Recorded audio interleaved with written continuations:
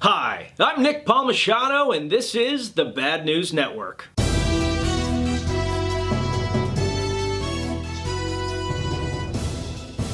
Tragedy struck this week in Pittsburgh as an anti-Semitic madman walked into the Tree of Life synagogue and murdered 11 people, wounding many more, including 4 policemen. It's hard to find something less American than murdering people during a religious service. It's hard to find anything more cowardly than that. Naturally, we immediately launched into our pre-planned tirades. He was a Democrat once, now he's a Trump guy. The left wants to eliminate the AR-15, the most popular gun in the United States. The right thinks that every church should have armed people available. And we've already forgotten about the victims.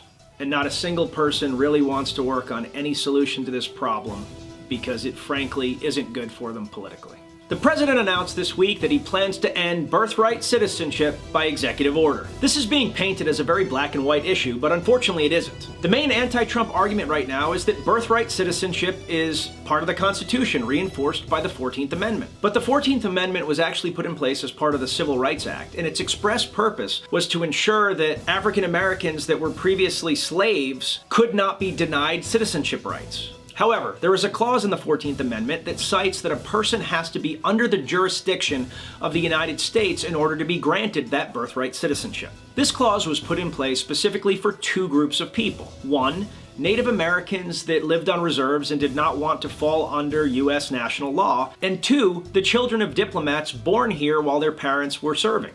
The clear argument then is whether illegal immigrants, who technically do not fall under the jurisdiction of the United States, can birth U.S. citizens. Now, Congress has passed several laws that presume these children are citizens, but it's never been expressly outlined in any legislation. Furthermore, no lawsuit has presented this case in front of the Supreme Court, so it's never been affirmed by that court. Trump is essentially going to make this move, assume Congress will do nothing because we all know they won't, and then someone will immediately sue him, and this will go all the way up to the Supreme Court. The courts then, barring any congressional action, which probably isn't forthcoming, would determine the definition of a citizen. The other thing to consider that literally no one is talking about is there's a new kind of weird birth tourism industry that is growing from 2 countries in particular, Russia and China. Women from both of those countries are spending upwards to $100,000 to fly to Miami, spend 4 months there, and give birth to their children there, making them citizens. It is not unrealistic to think that there could be some malintent here, with the worst case being producing citizen spies that grow up their entire lives in nations that are essentially our enemies and then come here to execute the orders of either Moscow or Beijing. Even in the best case, these could just be people circumventing the immigration process. Is the president thinking about this kind of legal or geopolitical nuance, or is he just trying to stoke the fires of nationalism right before a giant campaign?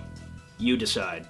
Speaking of deciding things, we've got a big election coming up Tuesday, November 6th. Most people are running around telling you to vote, but I don't care if you do. Because if I have to tell you to vote, you shouldn't vote.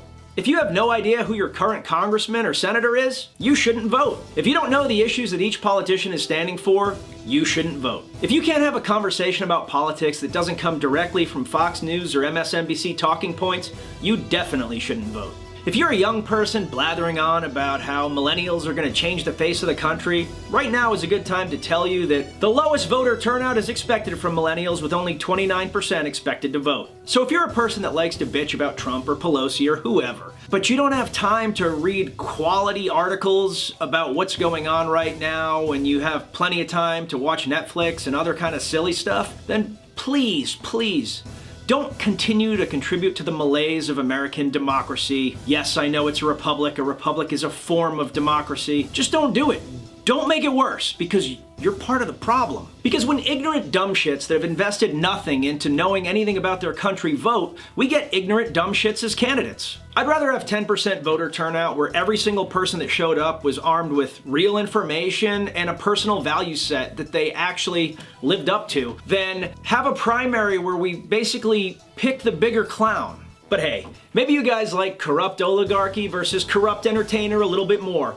I think if you keep asking her, Hillary's gonna run after all. Hey man, it's kind of a beatdown. Here's some caffeine and coffee.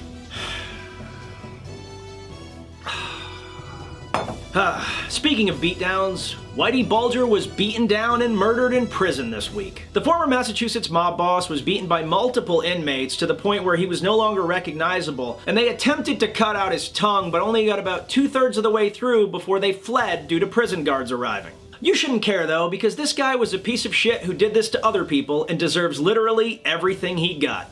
F*** him. In environmental news, the Trump administration has allowed for greater smog levels in cities. This essentially allows for more ozone to be released into the environment as well as greater cross-city pollution. This makes total sense on the heels of a Trump administration study that was released 2 weeks ago that says we're basically totally screwed by 2032 if we don't rapidly change everything along with the warming of the poles. In Icelandic news, the tiny island nation ran out of beer after they allowed a United States military joint training exercise on the island. I've never been more proud. In sports news, we now go live to Matt Finney to discuss the World Series champion, Boston Red Sox. The Boston Red Sox are once again World Series champions. The series started off in Fenway with the Sox taking it to the Dodgers in typical Boston winning fashion. Then they hit the road to finish the job in LA. Plot twist, the Dodgers won Game 3 by a run in an 18-inning showdown. I fell asleep in the 12th.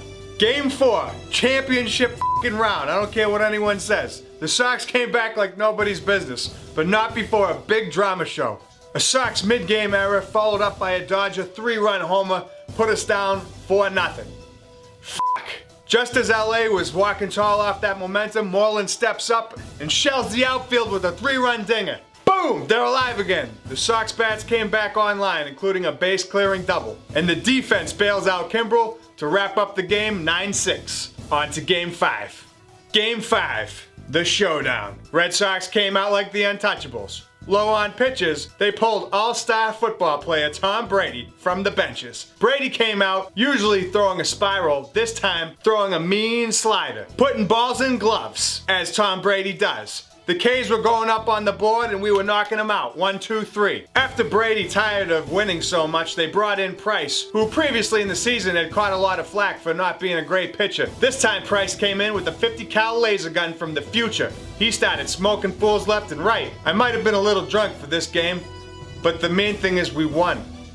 The bats were hot, the pitchers were assassins. Joe Kelly has a fucking gif all over the internet now.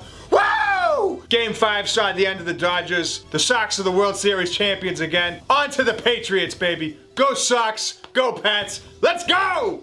Didn't even make it to Game 6. Go Sox! And there is still good left in the world news. A Jimmy John's employee that was accidentally called instead of an ambulance by a Navy veteran suffering from heart palpitations and numbness drove that man all the way to the emergency room, saving his life. Zach Hilmer, we salute you. Your boss said you basically did this of your own accord, so you're basically the Army Rangers of Jimmy John's. In health news, there is now evidence that the blood of young people can help turn back the clock and improve health in people over the age of 35. The treatment is tentatively being called ambrosia, and I think I speak for parents everywhere when I say I look forward to many years of harvesting teenagers in order to live forever. And finally, let's end with the heartwarming story about a pre-K daycare fight club.